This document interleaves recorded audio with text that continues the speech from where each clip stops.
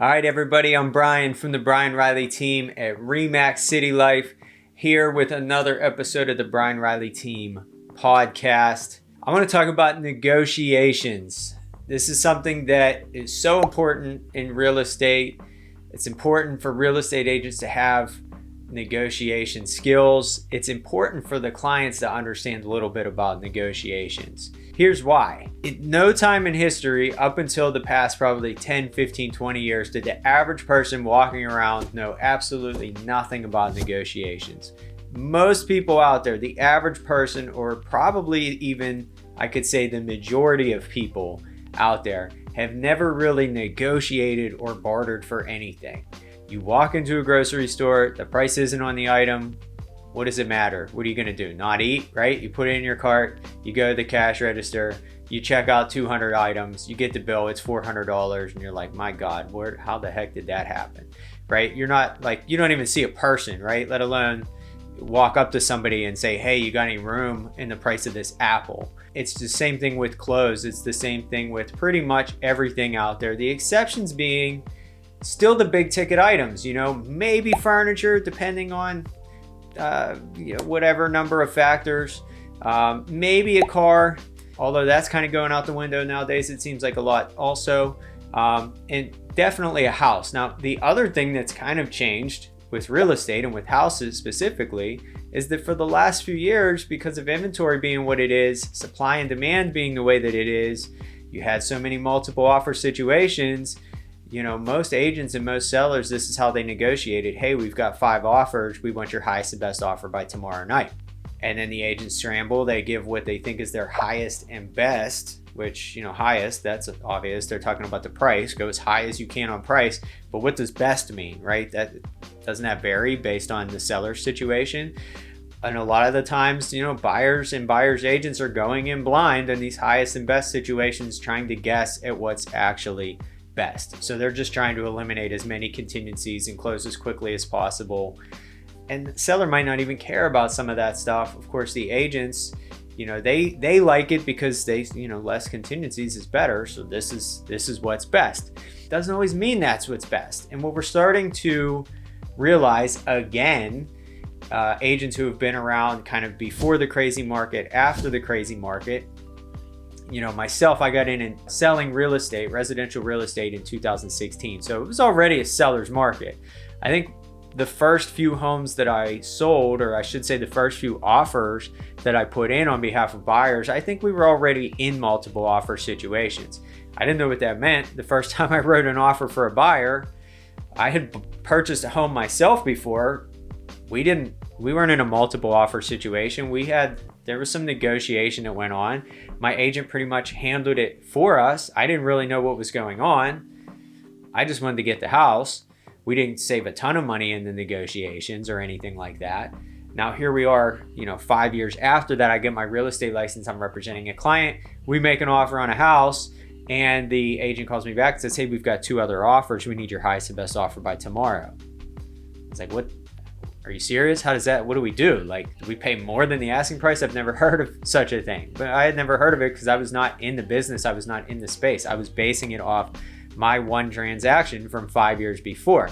A lot of agents are doing the same thing now, but their experience is in the 2020, 2021, and early part of 2022 markets, whether that was buying themselves or helping their first few clients with buying and selling real estate. Now we're getting into this territory where it's not always just multiple offers. It's not always, highest and best by this time. Sometimes you might have multiple offers and it could be really apparent that highest and best is not this simple concept, right? Or I should say what's best is not this simple concept. With the interest rates and everything being what they are, buyers are still out there making moves on houses if they feel that it's the right house for them. There is hesitation in the market. So I've seen situations where a buyer puts in an offer, another buyer puts in an offer, seller's agent goes back to both buyers and says, well, we've got multiple offers. We need your highest and best by tonight at 7. And the buyer says, never mind, we're not getting into this. We waited 3 years basically to avoid this. The reason why we're in the market right now in January or February of 2023 is because we thought now was the time to buy and we weren't going to have to deal with all that stuff that we dealt with last year or that our friends and family dealt with last year. Never mind. Let's pull the offer. We don't need this. We're done with it. We're going to wait till next year, or we're just going to go find another house.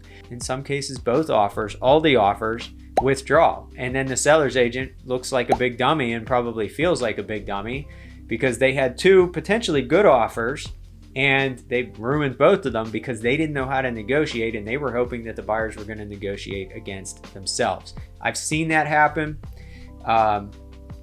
Fortunately, it hasn't really happened to us on the selling side. We've seen it happen on the buying side though last year and even the year before that, when we were preparing our clients more for, listen, it's going to be multiple offers. Every house that you bid on, let's just assume that it's going to be multiple offers. Last year was a little bit different. Selling side was a little bit different. There were a lot of cases where we would get an offer, counter, buyer would counter back, and then a second offer would come in. What do you do at that point, right? You don't go back to that first buyer. You already kind of know where they stand. Going back and saying, we just need your highest and best offer is really gonna, that could go a lot of different ways with that buyer. The new buyer that's just come in may or may not know that the first offer was already on the table when they made their offer. So you could assume that they already put their best foot forward because they knew they were competing against another offer. So what do you do in that case? How do you leverage the fact that you have two offers and negotiate with that leverage on your side without just going back and saying highest and best? What happens when you call for highest and best offers and you get 2 or 3 offers and every single one of them is below the asking price on the house? What if you've already posted everywhere, highest and best offers by Monday at 9 o'clock, 9 p.m.? You think you're going to have any showings scheduled for Tuesday, Wednesday, and Thursday? Now you're trying to negotiate with two buyers. You're already under the asking price. Maybe the seller's not getting what they want, and you've already halted all the other traffic. You have no other leverage to fall back on. You can't go back and say to that buyer, that buyer's agent, we've got a lot of interest. We're going to actually just see what the next week brings. We understand if you're not willing to come up. Again, it's, the house is unique, whatever the situation. We're really looking for a buyer who's going to see the value in X, Y, Z about this house and make the right offer. So we're going to, we got a couple more showings. We're going to see what those buyers have to say before we would consider coming down to the number where you're at. I'm getting ahead of myself. I've just given you guys a glimpse into what I think a good negotiation looks like. Just a glimpse. Of course, there's a lot of different situations and a lot of things that can happen.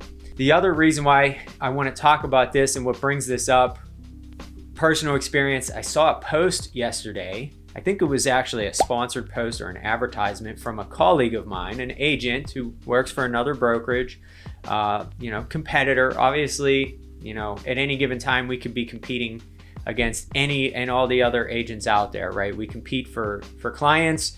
And then once we have the client, maybe it's a seller, we represent the seller. These other agents that we've done business with in the past, or we know them, we've networked with them, whatever the case may be, they represent a buyer, they bring that buyer to us, and then we negotiate to get our client the best deal. They negotiate to get their client the best deal. Hopefully in the end, both parties are happy and we help a buyer and seller come together and the buyer purchases the house, seller sells the house, and it's a win-win deal, right? But win-win is obviously up for interpretation. Now, this agent posted something that really made me lose a lot of respect for them. Basically, they had this Facebook advertisement and they were referring to themselves as the shark negotiator. I think that was the term that they used. This a shark, right? A shark is a predator, somebody who's going to go out there and just prey on anybody and everybody out there to get their client what they need. They're going out there and they're eating the competition when it comes to the negotiation. They're just killing everything, right? They're the top of the food chain and nobody can touch them. That's what I think of when somebody calls themselves a shark in negotiating. The reason why I lost a lot of respect, if not all respect, for this particular agent is because, one, anybody who's been in the business and does any type of advertising or marketing on social media knows or should know by now that 90% of the people who see your advertisement are going to be other agents. For that reason alone, I don't think the social media advertising where, there's different levels of it and different things like that. I think there's certain tactics where you can utilize social media marketing that makes sense. I don't think that's what this agent was doing. Otherwise, I wouldn't have been seeing their ad. Myself and other agents probably make up 90% of the audience that saw that ad. So why would you advertise to your competition that you're a shark, right? Like you're essentially telling your prey, hey, I'm a shark, right? Because that's the way you look at it. You're the shark, you're the top of the food chain. Everybody else is just your prey, right? They're below you in the food chain. Secondly, even buyers and sellers out there, I don't know how many of them really want to deal with a shark. Even if you could say, well, it's better to have them on your side than to have them against you. I just don't think people want to deal with that. I don't want to deal with that. I don't want to deal with that person. I don't have a problem negotiating with somebody who has great negotiation skills.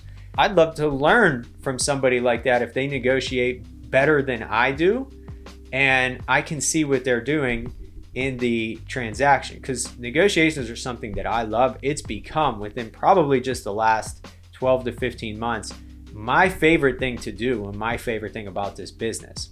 I used to not like it, but again, if you look at what the majority of the last 5 years has been, it's been these multiple offer situations and everything else. So it was a skill gap. I'll be totally honest. It was a skill gap that kept me from enjoying negotiations, and now I actually like it. So I'm going to go ahead and shout out the book now, because if I make it through the rest of this podcast talking about negotiations without shouting out this book, I don't think I could do it, right? Because I owe a lot of what I've learned and what has given me a new outlook on negotiations. Not even just a new outlook, but affirmed a lot of my own outlook and probably the way that a lot of other people look at negotiations as well, but just affirmed that and validated that and made me really dig down into, okay, yeah, let's do this, right? I am doing it right, or at least I'm doing it right and correctly enough that I'm not harming my clients. Because I think that's the other thing about negotiations that scares a lot of agents away. We have a fiduciary duty to not disclose anything that could harm our clients in the negotiation process. So a lot of agents, they just think that a good negotiation is just keep your mouth shut all the time, entirely. Don't say anything. Don't even talk to anybody. Don't answer the phone. My God, let them text you, because God forbid something would leak out of your mouth while you're talking to them. The book is Never Split the Difference by Chris Voss. If you know anything about negotiations, if you're a real estate agent, if you're in any kind of sales, you've probably heard of it. So it's almost cliche at this point, but it is a great book. I've read it probably 6 times between audio and reading. I've done both, and I do both repeatedly. And I watch all the YouTube videos and all that stuff that Chris Voss's company, I think it's called the Black Swan Group. They put out a lot of stuff on YouTube when it comes to negotiating. What I'm going to share with you today, the top 4 negotiation tips that I have. They pretty much probably align with that book, but these are my top 4 negotiation tips. I'm going to dig into that in a second, but I want to finish this thought about this shark, right? Because who wants to do business with somebody like that? The next time that I have a listing and I'm representing a seller and that agent brings a buyer to me and they send me an offer, am I supposed to look at that offer and think that that buyer is putting their best foot forward? Or am I supposed to think that that buyer is even making a fair offer to my clients who I represent, and it's my job to get them the best possible offer? Or am I going to think that this offer from these buyers is really just heavily influenced by their agent, who really is just trying to validate their identity as this shark, as this predator, right? Sharks don't ask for permission. They don't go up to the other fish and say hey, can I eat you? Hey, I understand that you really want to live, but listen, here's the deal. I'm really hungry. Can I just, I'm just going to eat you now, right? No, sharks don't care. They don't ask for nothing. They don't care about anybody else's feelings. They just go out there and eat. You think I want to be on the receiving end of that? You think I want my clients to be on the receiving end of that? I don't. And it's not going to happen anyways, but I can assure that that's not going to happen by just not even doing business with that person in the first place. Now, we have a duty. Again, I don't want any agents to watch this and go well, you have to present all the offers to your clients. Of course, I know that, all right? I will do that, but it is my job as their agent to do what is in their best interest, to present them the offer and to say, look, here's the offer from this buyer. Presumably the offer is not very good. You can see the numbers yourselves. Here's the deal. I've worked with this agent before. They pride themselves on this shark identity. They think they're going to go out there and prey on the marketplace. Here's what I think we should do accordingly. Depending on the offer, depending on the situation, depending on the seller, there's a good chance we just may not even respond to that offer. It's up to the seller. And I know that agents hate that. Nobody likes to be ignored. But guess what? Deal with it. You're a shark. You're tough. You can handle it, right? Like, that's my attitude towards somebody like that. Again, I don't mind somebody who's a good negotiator. I don't mind somebody who's a great agent, especially if they've got a track record to prove. Now, this agent that I'm talking about in particular, as far as I'm concerned, they're a good agent. They do a lot of business. I mean, that's what I base. If you're good, you should be doing a lot of business. I don't care if you think you're the best agent or you might be the best negotiator possible, but if you don't have any clients to negotiate for, then you can't be that good, right? So there's multiple facets to this business. I don't think somebody can go out there and sell 100 homes a year consistently across, 2, 3, 4, 5 years if they're terrible and they just consistently screw things up. They've got to be doing good at something, right? Maybe they're good at spending a whole lot of money on advertisement. I don't know. There's probably some people out there like that. I'm not here to badmouth anybody. I'm just telling you that nobody wants to do business with a shark. Nobody wants to do business with a predator, right? Nobody wants to do business with somebody like that. This is residential real estate. This is not commercial real estate. We're not selling skyscrapers to Donald Trump here. We're not dealing with billionaires. You're dealing with, families and individuals and people that are buying these homes. Most likely they're selling a home that they've lived in, that they've raised a family in, they've, whatever the case may be. They've gone through life in this home. They want to move on to the next chapter. They don't want somebody to look at them as prey, as a way for that person to validate their identity as a predator or as a shark. The other thing that I've noticed a lot of is people that are looking for ways to save money because of the market. There is not enough emphasis on how important negotiations are right now in the market. I talk to a lot of people about buying and selling real estate every single day. That's, what I do. If I don't have 20 people to talk to that day about buying or selling real estate, I will pick up the phone and just start calling around the neighborhood where we know that we have bought or helped people buy or sell homes, and finding out from the neighbors if they have any interest or if they know anybody else who's thinking about buying or selling. If we're not talking to people about buying or selling in any given day, then we didn't work that day. And I think if most agents looked at things like that, they'd realize they only work about one day a month. Again, I'm not here to badmouth anybody. This is just my outlook on the business. It doesn't make me better necessarily than anybody else, but this is my experience. You want to hire an experienced agent? Ask them how many people they talked to last week. Ask them how many homes they've sold. Ask them stories about negotiations that stand out to them where, maybe their client could have done better in hindsight. Maybe there's a story about a client who didn't listen when you were helping them with the negotiations and they took the offer that you told them not to take. Because again, at the end of the day, it's our duty to present all the offers to the clients. They get to make the decisions. I love working with clients who make decisions. My pet peeve is probably working with clients or people or dealing with people in general who are just afraid to make decisions. Well, what would you do? What would you do? What do you think? What I think your options are. And I want you to pick which option works best for you, right? Because I don't have a crystal ball. I don't know what the buyer is going to do. If I'm representing the seller, they're my client, we're on the same page. It's my job to get us on the same page. It's my job to show them all their options.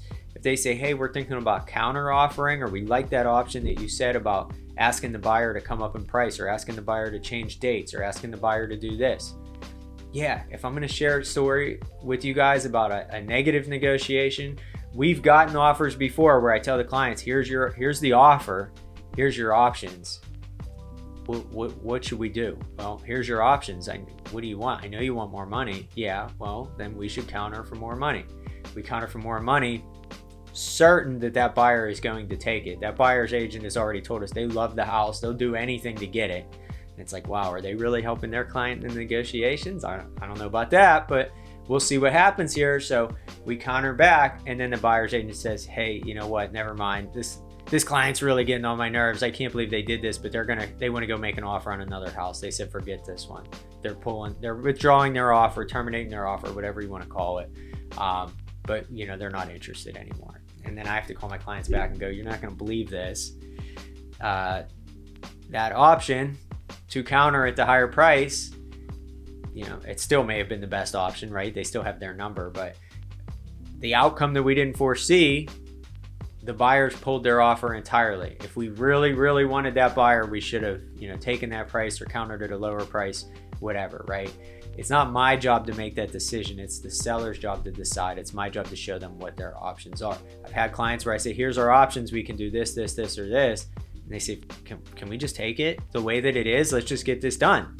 This is our, and sometimes there's a external motivation for why they just go ahead and take the first offer that comes in, and if it's a good offer, all that, no big deal. Like, good for them. That's awesome. It's their job to make that decision of what's best for them and for their family and for their home. So talking to a lot of people about buying and selling homes, talking to a lot of people who are considering selling the home themselves to save on the commission. You would think that with the market, quote unquote, softening, that it's still a seller's market, but it's not as much of a seller's market. You can't just put a sign in your yard and get 17 offers automatically anymore. You would think that more people would be seeking out professional guidance of an agent who can help them get the best price possible. Surprisingly, and I guess not surprisingly if you really think about it, I think a lot of people who are aware of the market maybe even think they're aware of the market, but they maybe even have a more negative outlook on the market than what's realistic as far as what's going out there, right? We sit down with somebody to talk about selling a house and they've got an idea in their mind of what they think the house is worth. Unfortunately, sometimes we have to come in and say, listen, I appreciate that you would think that. I understand why you would think that based on what the neighbor's house sold. Here's the reality. You're down here, right? The market has shifted. They sold at the top of the market. They had 17 offers. I don't think we're going to get that high. I don't think we can bank on getting that high. If we list the house that high, we might be shooting ourselves in the foot. We need to come down just a little bit, just due to the market and due to the fact that there's less buyers out there now than there was then. Now, that's not always the case on every single house. Sometimes it is. I think some sellers, people outside of the market who don't have the experience of A, talking to people about buying and selling every day, and B, actually selling 100 plus homes last year. And the only reason why I say that number is because there's 52 weeks in a year. If you're not selling 2 homes every single weekend, then you don't really know what's going on in the market. On average, of course. We didn't sell 2 homes last weekend, but we sold 4 the week before. In the last 2 weeks, we've sold 4 homes. We know what happened in each one of those circumstances. They were all different, but that's what we base our experience on the market on. Not just on what we heard somebody talk about on the news, that they got from somebody they talked about, that they got from somebody they talked about. I think there's people out there that think, well, the market's down. My house is not worth what it was last year. I need to do everything I can to try to recoup some of that money. I think that the best way for me to do that is going to be to try to sell it myself and save on the commissions. The other thing that I've talked to people about is, and usually it's those same people, right? When they start to put the feelers out there, they start to talk to people and say, hey, I'm thinking about selling a house. I'd like to sell it myself. Agents come crawling out of the woodwork from all directions. And again, I'm talking to people every single day, so I'm not putting down any of the agents who would call one of these people and say, hey, I heard you're selling your house yourself, or I saw that you have the house listed on whatever website for sale by owner. Wondering if you are considering hiring an agent to help you get the house sold and potentially get more money. Sometimes they say yes, sometimes they say no. Sometimes it's not a yes or no. Sometimes it's a maybe, and there's a whole lot of other factors. But what I've learned is, from talking to these people, they say, yeah, you're the 10th agent to call, no big deal. 8 of them offered to list our house for $500, or 1% of the purchase price. How much do you charge? Well, we don't charge 1% of the purchase price. And I could break that down and go into what we do charge and all of that. I don't think we need to do that here, but it's not 1% of the purchase price. Those people aren't charging 1% of the purchase price either. That's just a gimmick. They do that to kind of rope the people in, and then they tell them, well, you've got this other fee that's, a higher percentage. At the end of the day, those people end up charging probably 1 to 1.5% less than we do. It's not a huge savings.